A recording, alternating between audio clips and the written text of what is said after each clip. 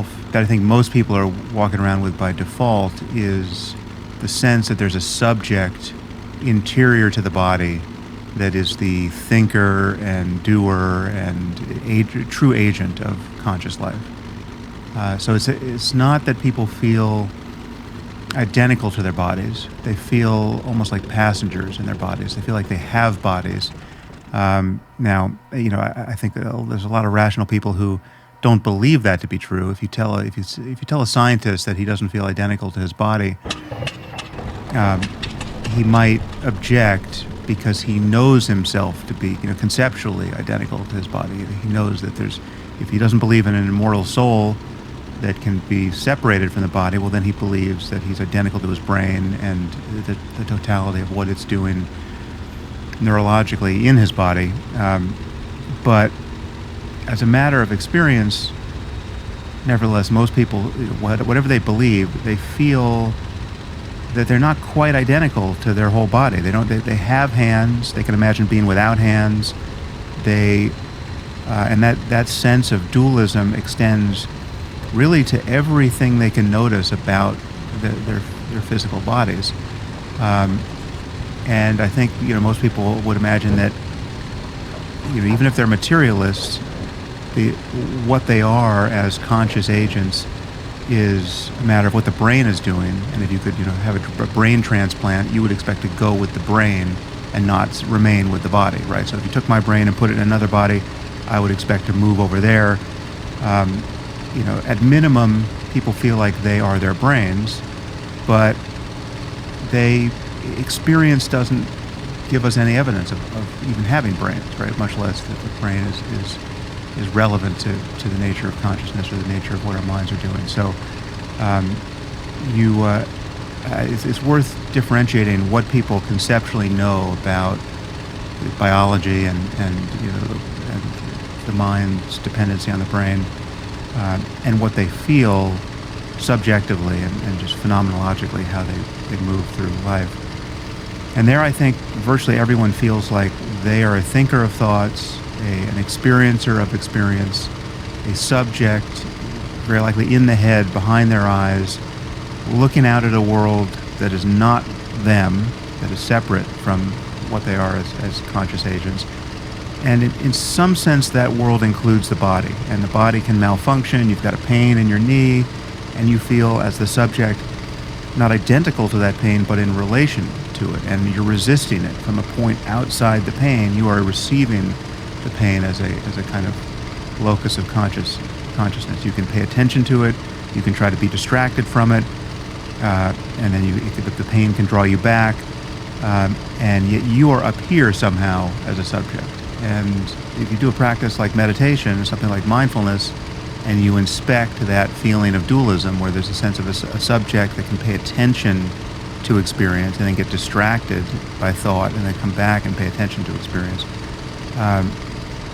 that sense that there's a place from which you can focus and then be that's the meditator, that's you now trying to meditate, that dualism gets maintained even in our spiritual efforts to recognize something about the illusoriness of the self. I mean, there are many people who are practicing meditation even quite diligently, and even going on retreats, silent retreats for 10 days at a stretch or more, and yet still they feel like they are the observer of experience. Now they're the one being mindful, or struggling to be mindful.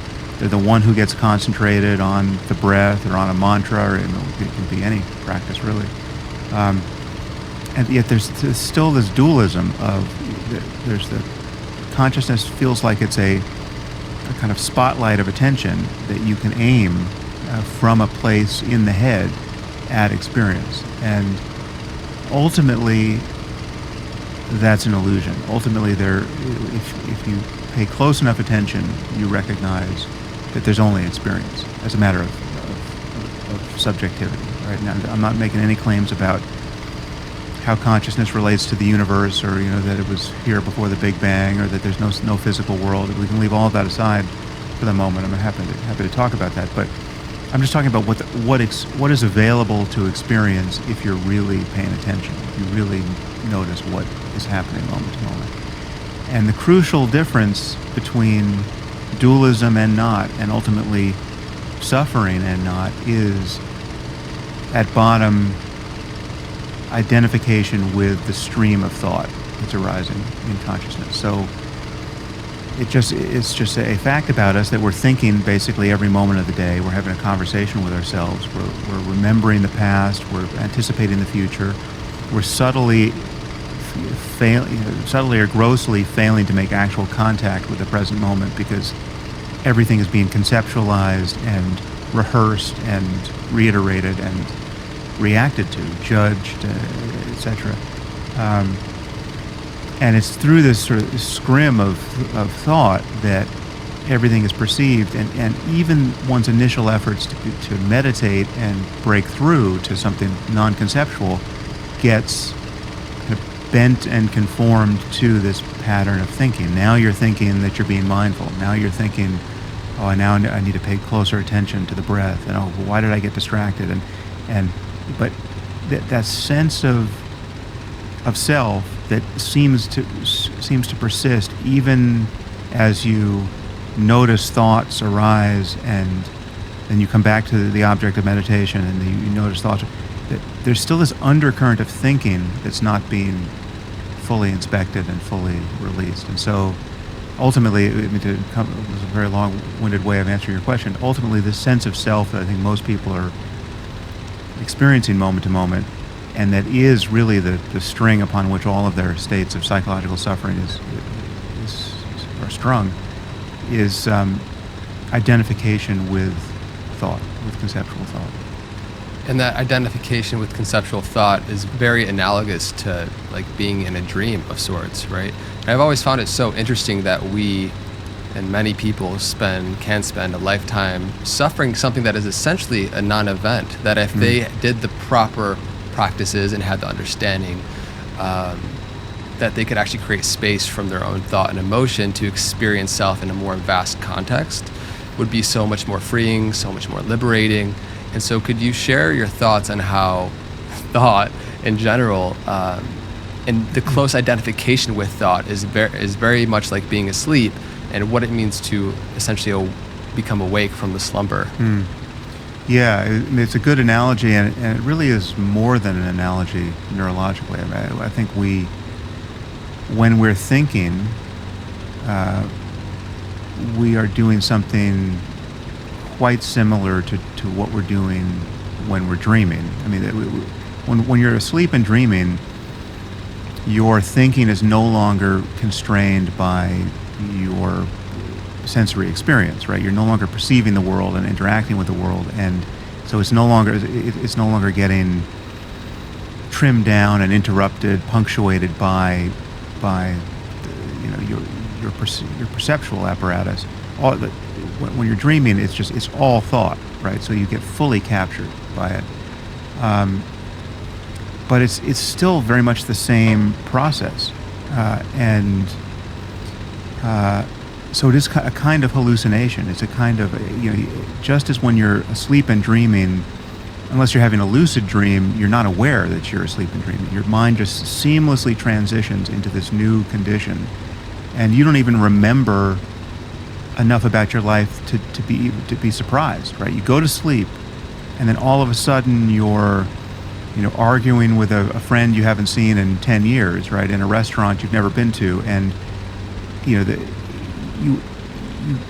are so unaware of the reality of your life that you don't even think to be surprised by this transition. I mean, literally a moment ago you were asleep and you're safely in your bed, and now you're in some new impossible circumstance rather often, and sometimes it's a total emergency, and yet you are so fully identified with being the dreamer of the dream that you don't even register surprise. I mean, the most surprising thing about ordinary dreams is that we're not surprised when they appear, because it's a complete failure of reality testing. There's something very similar happening every moment of the day when we're thinking and we're unaware that we're thinking. I mean, you're making a cup of tea, and you're thinking about a meeting that you're going to have in 5 days, and you're getting anxious, right? that is it's a miniature psychosis, right? It's completely crazy to be unaware of this process where you begin to imagine this future circumstance, which may in fact not even resemble the circumstance you're going to find yourself in 5 days. And it is and you're unaware of this process. I mean, the thought sneaks up on you just as a dream does, and you don't register any surprise that all of a sudden you're no longer aware of even making tea. You don't even feel your body in space. You barely see what your hands are doing, and you're elsewhere, talking to yourself about and perhaps visualizing some circumstance, and it's disgorging this negative emotional state, which you're then now living the consequences of, and that your next thought very likely is going to be, oh my God, why am I this sort of person? How do I, why am I anxious about public speaking? I got to, maybe I should go to Toastmasters. And you're thinking, right? And you're unaware of this conversation, and it is completely trimming down your mind to conform to this, in this case, an anxious state. I mean, this is the character of our lives, moment to moment, when we don't see a difference between being identified with thought and just recognizing thought as this automaticity that just appears in consciousness all by itself. So, I mean, there's something very similar between ordinary thinking and ordinary dreaming, and there's something similar between those two states and what we recognize to be psychosis in people who are actually mad and walking the streets and talking to themselves and talking to people who aren't there, and it just living out the consequences of their psychopathology in front of all of us. The crucial difference is that they're much more, their behavior is so unconstrained. The difference is, we're all talking to ourselves, but we know enough not to move our mouths, right, throughout the day. A psychotic, the bright line between normal psychopathology and psychosis for many of us is just the people who can't help but actually verbalize what they're thinking, and they may know it's inappropriate, or they may just be so caught they're completely unaware that anyone is listening to them. But we have this basic psychosis already in normal consciousness. We are talking to people who aren't there. You're talking to you when you're rehearsing the argument you just had with your mom or your wife or somebody in a store, and you're playing it out in memory, and it is kindling this negative emotion of anger or impatience or frustration or regret or whatever it is, and you're not aware of all of this, and you may be driving your car, and you're having this conversation covertly in your head. It's totally normal, but it's completely crazy. It's 9/10 of what a psychotic has, and yet it's normal. So meditation, for lack of a better word, is the remedy for that, and breaking that spell. It's not an accident that waking up is the ancient metaphor for just what the process is of breaking that spell and no longer being identified with thought. Yeah, I'd love to keep pulling on this thread here, right? Because meditation does allow us to more quickly recognize the transitory nature of thought and be often less under the illusion of being identified as them, right? And so as somebody who, with your Waking Up app now, is probably sharing non-dual mindfulness with more people on the planet than anyone else, you have a lot of understanding and context for how meditation and mindfulness and this process of realizing experientially the transitory nature of thought, and how by doing that on a repeated basis, you can actually start to have more of that lighter experience of life throughout any time you have thought throughout the day, is extremely liberating. So I would love for you to dive a little bit more into that and how meditation supports and alleviates the suffering. Well, I think most people, I would think virtually everyone, has very frequent breaks in this sense of self and in the continuity of selfhood. They just don't recognize it, right? So it's meditation is the art of recognizing what is already the case, and just looking closely enough at the nature of experience to recognize that the gap between thoughts actually reveals something, right? That there are breaks between thoughts naturally, and it's even possible to recognize thought as thought, just appear and disappear without ever feeling identified with it. So there's a larger space in awareness that you can drop back into and recognize that it feels a certain way. It doesn't feel like a self when you're just recognizing the flow of thought as an appearance in consciousness. But with or without meditating, I think the sense of self there's a discontinuity that people can notice, if only retrospectively, and it offers some clues to why we find certain experiences very rewarding, like watching a film or television. When you're really captivated by it, when you really just lose your sense that you're, sitting in a darkened theater or sitting in front of a screen, watching actors do their thing, when you actually just become fully immersed in the story and you're just reacting, you might be emotionally reacting to what's playing out on the screen, but you're not, you're fully entranced. One property of that experience, and I think it's what one aspect of what people find so rewarding, is that you're losing your sense of self for much of that time. You're sort of disappearing. You're becoming effectively effaced. You're certainly no longer self-conscious, right? There's no, the thing that's truly rewarding about watching, film and television is that it is a kind of super stimulus in evolutionary terms, because what we're evolved to experience and to be able to navigate are face-to-face social encounters with other primates, and so we make eye contact and then we look away, and we notice what people are doing with their eyes, and when two people are talking in front of us, we know that at any moment one of them can turn toward us and engage us in the conversation or engage us in some physical conflict. We know that our reputations are always on the line. And so there's a sort of a war of selves that is always happening in physical space with other people, and that nothing matters more to us just genetically than kind of maintaining the integrity of all of that.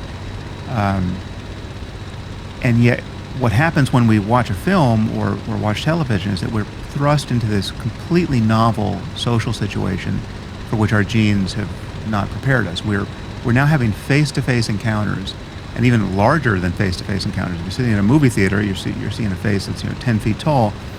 The close-up has delivered us an experience of a human face that just never existed in nature, unless you were, just kissing somebody, I suppose.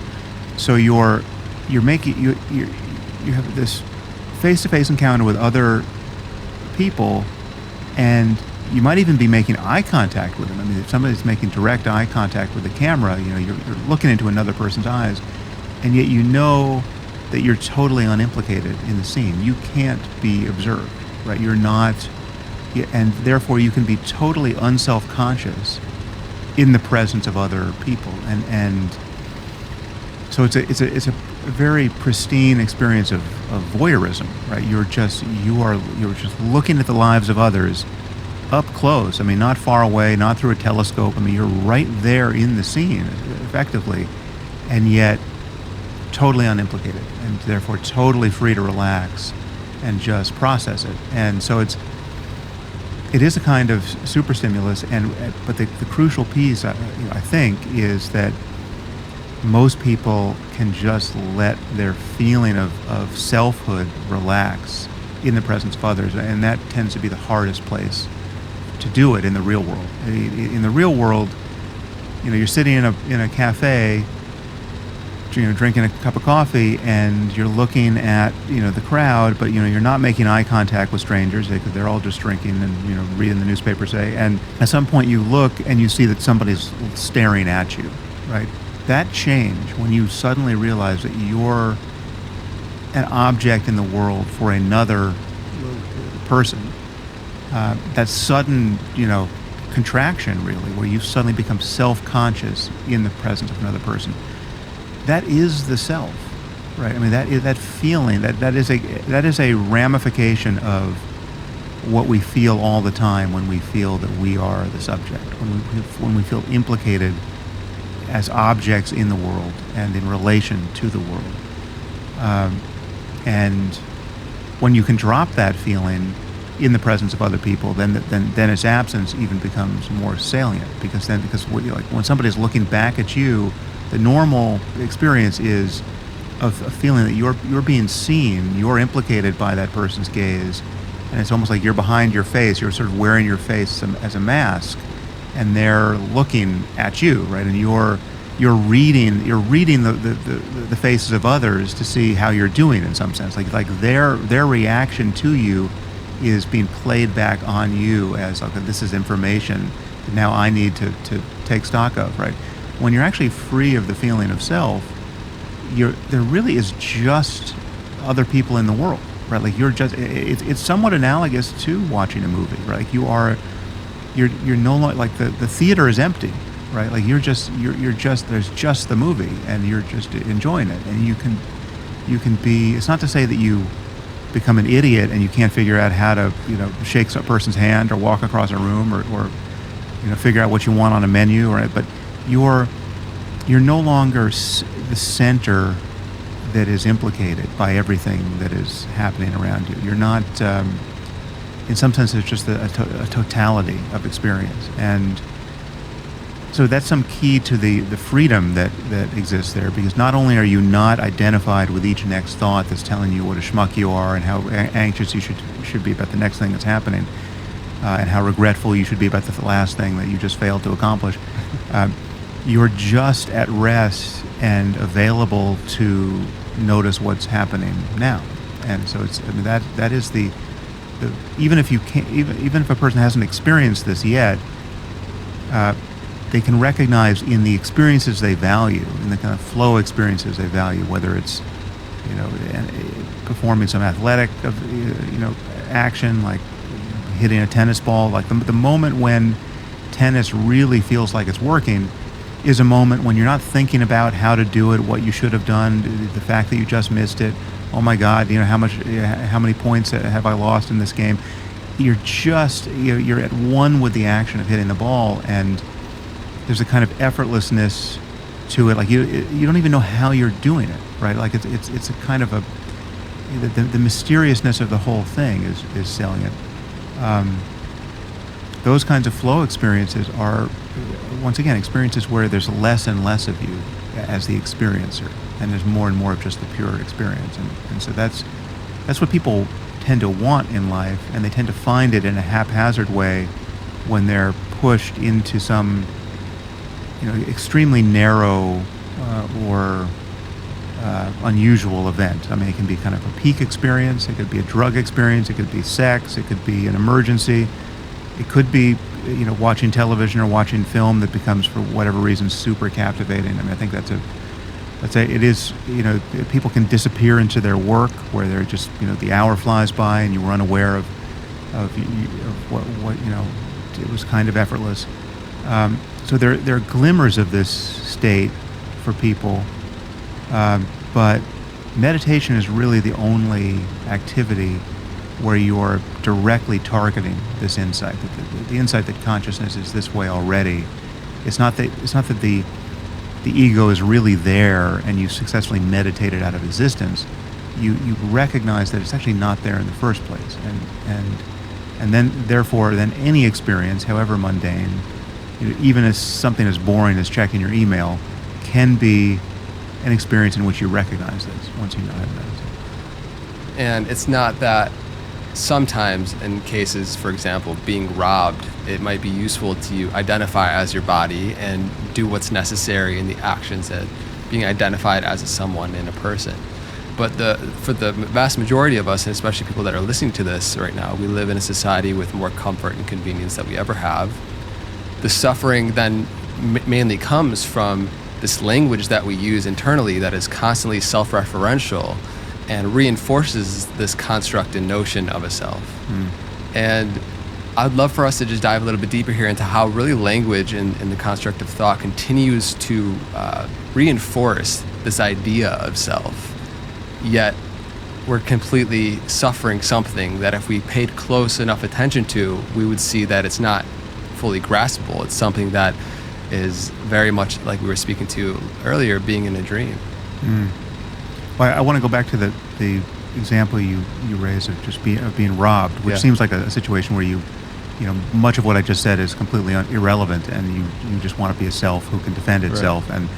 And but when you think about that kind of experience, I mean, one is it's totally appropriate to feel adrenalized, to feel fear, to feel anger, to feel that an emergency it has to be responded to, because in certain cases there is an emergency that has to be responded to.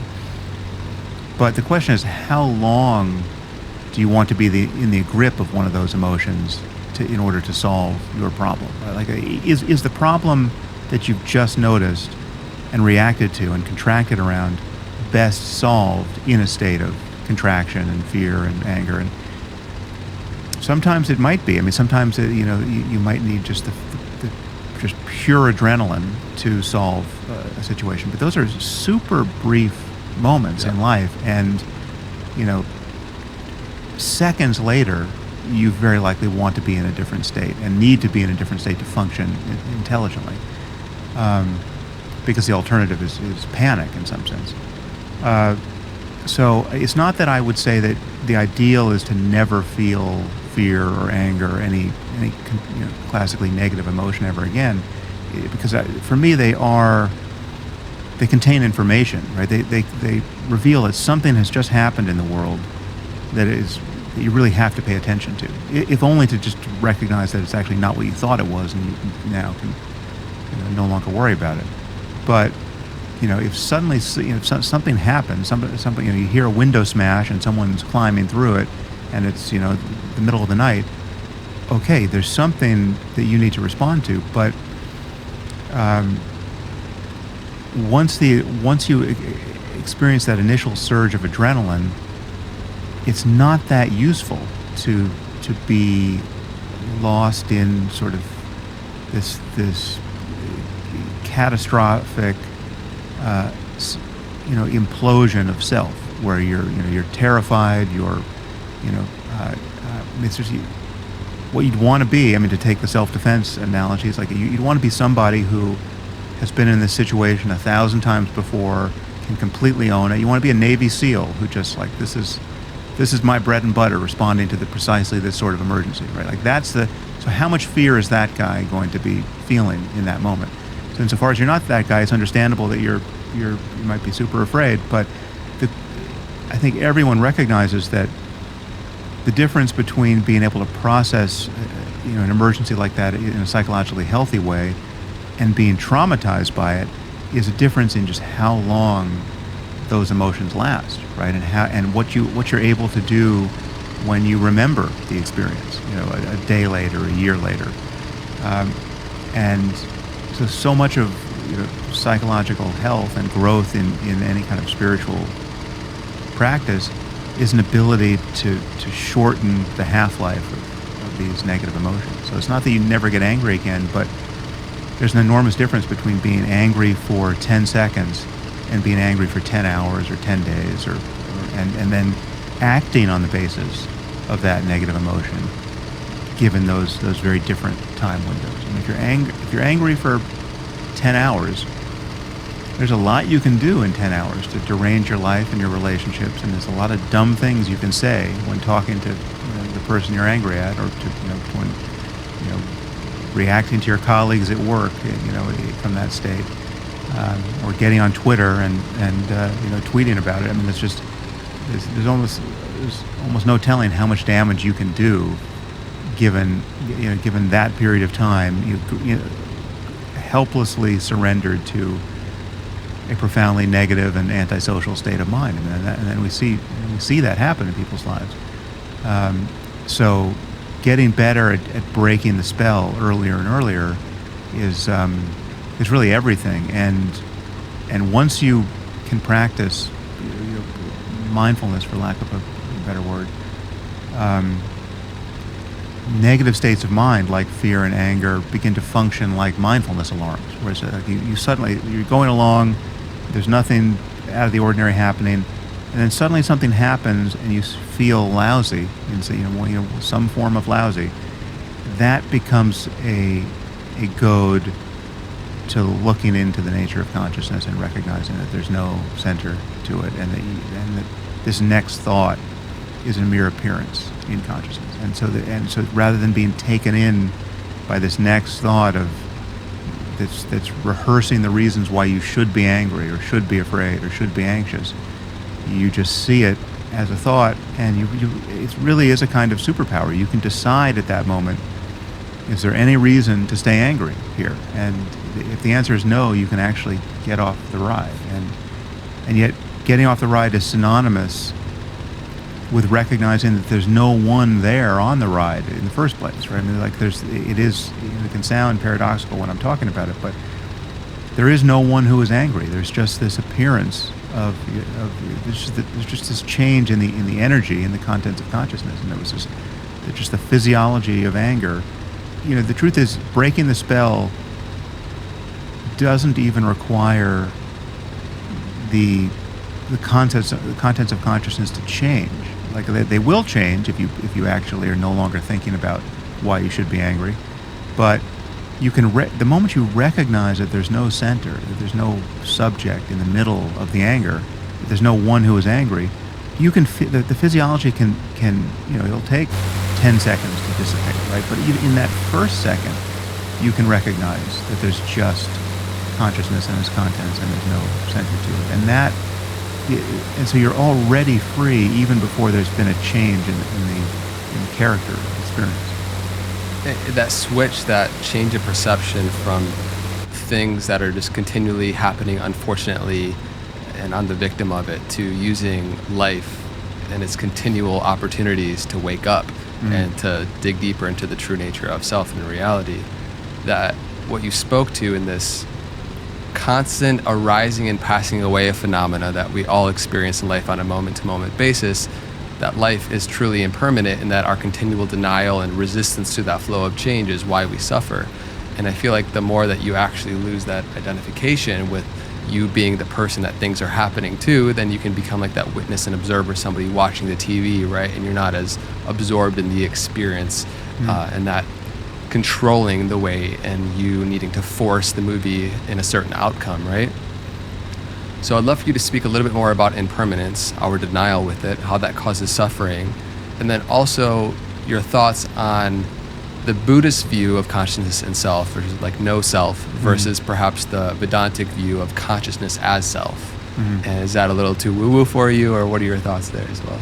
Yeah, well, so impermanence is really the central fact that we have to get our heads around to be motivated to look into any of these esoteric ideas, right? Because for impermanence, experience could be perfect, right? Like you could figure, at least in principle, you could figure out how to arrange your life. You know, you could become wealthy enough and healthy enough and kind enough and have enough, good friends who love you around you. You could be careful enough. You could maintain it all enough so that your well-being would be truly invulnerable. Right? Like it's just that you create a kind of paradise for yourself. But there's a problem with that. In the grossest sense, the problem is death. Right? We all die. Even if you're the luckiest one in the world and you're going to live, you're going to be healthy to 130. What is that synonymous with? That's synonymous with you being on the receiving end of lots of phone calls, learning that people close to you have died and disappeared, right? So you're going to lose everyone you love if you're too lucky to be the healthiest person you know, right? Nothing lasts, right? That is the problem. And no matter how good experience gets, anything that wasn't here a moment ago and it suddenly appears, any state of mind that wasn't here a moment ago and suddenly appears, joy and creative fulfillment and love and ecstasy and rapture, any drug experience or non-drug experience, any psychedelic insight or insight had any other way, if it wasn't there a moment ago and it's here now, by definition it will disappear, right? And so a durable form of well-being can't be predicated on the appearance of any change in the contents of consciousness, because nothing lasts, right? What you will be left with by definition, is a memory of that experience. And rehearsing that memory is itself a transitory experience that you can only extract so much joy from. I mean, you can think about how good that party was a week ago, a month ago, a year ago, but it's your thoughts about it are not as good as the party, and your thoughts about it are not that good when you've, on the 100th reiteration, right? It's just not, and so it is with any spiritual insight that is a matter of something you're remembering, some peak experience you had yesterday, whether you were, on a meditation retreat or on acid or whatever it was. If it was a change in state and now you're thinking about it, it's a memory, right? So the ground truth of our contemplative lives has to be what is available to be noticed now. Like what you really have is what you can locate now. And if you, this will frustrate many people, because many people are living, understandably, with the experience that now is kind of mediocre. It's not, they can't locate anything especially profound now, but they have had some great experiences that they can remember and that they're using as kind of landmarks on their spiritual journey, what they want to get back to, right? So they did take MDMA, a year ago, and that was completely transformative, and they recognized a state of consciousness that they previously had no clue existed, and they now know that their life's journey is completely different than they had assumed. But it's still a memory, right? They don't feel that way now, right? Life isn't that good now. And so if you're, again, most people are in that situation in some sense. Most people are seeking happiness, seeking insight, seeking fulfillment, seeking some stable basis of feeling good in a context in which everything is changing, right? And there's just no way to secure an experience that is so good that it becomes truly indelible and it becomes the person you now are, moment by moment, thereafter. What is ever present, what is there always to be noticed, is consciousness, is just the sheer fact that it feels like something to be what you are, to be aware of experience, to be awake, even in the dream state, potentially even in states of sleep between dreams. I mean, some of us have had experiences where we think we know from the first person side that sleep itself is not synonymous with a loss of consciousness, but it's a fairly esoteric claim scientifically. But in any case, in normal waking life and even in dreams, there's the sheer fact that it's like something to be what you are, and that is consciousness, for lack of a better term. I would also call that awareness. And it is always the ground truth of your living and caring about anything. I mean, there's nothing you can value outside of its potential implications for consciousness. Whether it's your consciousness or the consciousness of those you care about, or of the consciousnesses of perfect strangers who you'll never meet. If you care about the difference between happiness and suffering in this universe, your own or your children's or strangers, as you are right to do, and really all of our morality and ethics is based on that kind of caring. What you're talking about is consciousness and its contents. You're talking about the character of experience for conscious beings. And so consciousness is the basis of all experience, and it does have a certain character that can be recognized. And its character is, in the Buddha sense, it is selflessness. It is another term which is profoundly misleading in English. It is often used in Buddhism, is emptiness. Right? The Sanskrit is shunyata. Emptiness is a kind of a depressing term. I mean, people they tend not to want more of it when they hear about it. It's like, why would I want the punchline of spiritual life to be emptiness? Right? That just sounds like the most boring, depressing thing in the world. But it's not certainly not meant to be, and it's not when you see its implications. I mean, it has implications of freedom, and lack of contrivance and lack of it's centerlessness, and it's unconstrained. It's unborn is another word that comes up in Buddhism. Uncontaminated, and it's not constructed of anything. It's not built on anything. It's not predicated. It's not contingent. It doesn't require any specific contents of consciousness to be real, right? It's the prior reality of the fact that anything is happening at all, subjectively speaking. And when you recognize that reality and you recognize that you are identical to it as a matter of experience, there is real freedom even in the midst of classically negative experience, even in the midst of physical pain, even in the midst of profoundly negative thoughts. Profoundly negative thoughts recognized are like, very ugly images, on a movie screen. They just don't hurt the screen, right? Or very ugly things, held up in front of a mirror. The mirror doesn't contract. The mirror doesn't recoil from ugly images, right? The mirror is just this condition in which anything can kind of effortlessly appear. And consciousness can be recognized to be that way.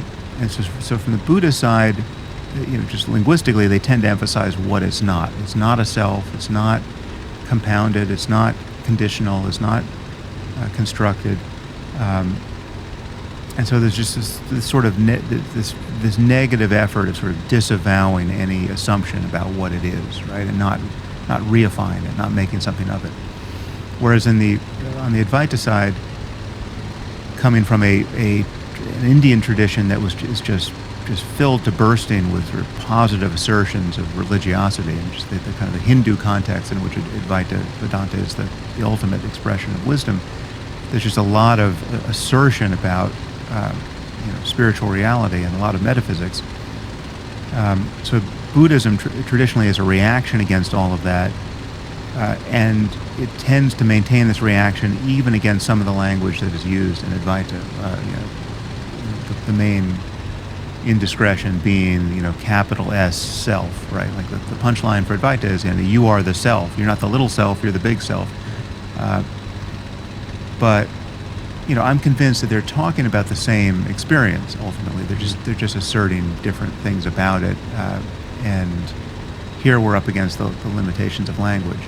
I think there's a danger with both ways of talking about it. I mean, in the Buddhist framing, the danger is it becomes so dry and analytical that people get the wrong idea. They think that there's something kind of life-canceling about this whole project, right? This is like, it's no self. Nirvana is the extinguishing of suffering, but it's the kind of the extinguishing of everything else. You're losing your identity. Life is this is often it's a very current mistranslation, but most people think the Buddha said life is suffering, right? Like it's all suffering. There's no happiness, right? That's not what the Pali term dukkha means, but it includes suffering. But the basic meaning is unsatisfactoriness, very, very much because of what I just said about the implications of impermanence, right? Like, because everything is changing, there's nothing you can successfully hold on to. That is unsatisfactory. If you're seeking a permanent state of satisfaction, you're not going to find it here because everything is changing.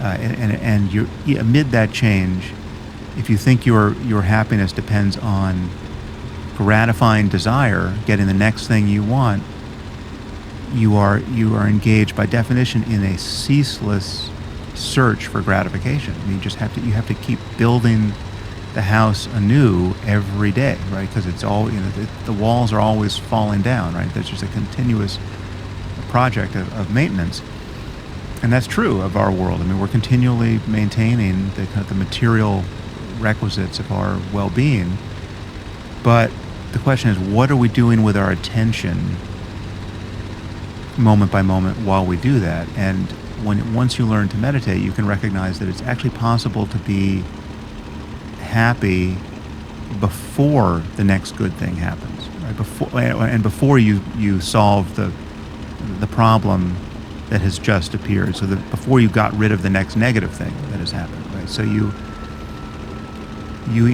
have a pain, and you have to figure out, okay, now what am I going to do about it? Well, do I have to call a doctor? Okay, this is bad enough. It's not going away. I don't know what it is. I'm going to call a doctor, right? At each stage along the way, there's an opportunity to either be at rest and just simply do the next thing from the point of view of already being okay, psychologically and spiritually, contemplatively, or you can be thrust into this dreamscape of one anxious thought following the next, thinking about the past and future, and feeling at each moment along the way that your well-being is entirely dependent on resolving this situation, right? Like you're not going to be okay until this pain is gone, until you have figured out what it is, you've seen the necessary doctor, and now it's gone, right? There's no possibility of being okay until you have solved that problem. And so it is with desire. Like, you have now figured out the next thing you want. You're not going to be okay until you get that thing, right? Because the feeling of desire itself is a kind of discomfort, right? Like you recognize that, okay, you've got a problem. You've got a problem in your life that is can only be filled by a certain shaped object, right? And until you figure out how to get united with that object, whether it's a relationship or a change in your business or a change in your health or an understanding of what's happening in the world, you're living with a mental state in the presence of which you're sufficiently uncomfortable that you have to rearrange the world so as to get rid of that state. Meditation allows you to recognize that consciousness is already free and open and without center, even in the presence of that mental state. And the thought you were just thinking that delivered that state itself was just an appearance that was happening all by itself. And you break the spell and you recognize, okay, now you're at rest. It's not to say that there's nothing that needs to be done. You might still have a pain that you should go to a doctor for. You might still have a business problem you need to solve, but you can do it from a state of being that recognizes we're all going to die, right? Like your well-being can't be predicated. Winning this game can't be a matter of not dying. It can't be a matter of not having pains. It can't be a matter of not having business problems that you have to solve, right? Like it's like you're playing a video game where there are various boss fights and there are various challenges, and at every level it's interesting and complicated, and there's always something new appearing. I mean, what did you expect? Were you expecting a video game where nothing new appeared? Like you're expecting a place in the game where it's just smooth sailing without any impediment, and you just get to stay there, right? Like it's just that's just not the game we're in. What a boring game. Yeah, it would be boring, and it's the truth is there are kind of meditative equivalents of that where you can get. The truth is, you can become a monk or a nun, right? You can become a monastic where all you do every hour of the day is meditate. And so you have no business problems, you have no relationship problems, you have no kids, you have health problems, but you've limited the things that are on the menu to worry about. You're not going to be political, you're not going to worry about what's happening, in the news. You have absented yourself from any conversation that requires you to add your voice to the complications of the world. And now you're just going to pay attention to the contents of consciousness and meditate. There's a way to, I'm not